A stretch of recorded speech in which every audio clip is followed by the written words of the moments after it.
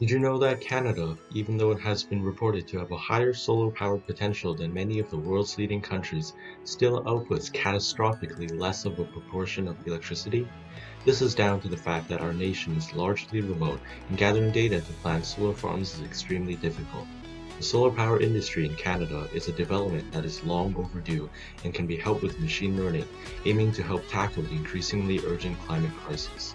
My name is Justin, and I'm a grade 10 student from Vancouver, BC.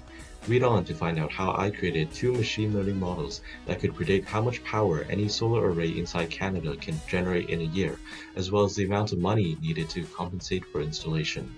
Along the way, you'll learn about the strategies used to optimize the models that led both of them to express an accuracy of over 75%, and when implemented in countries across the globe, how it will be able to benefit the environment and global economy at the same time.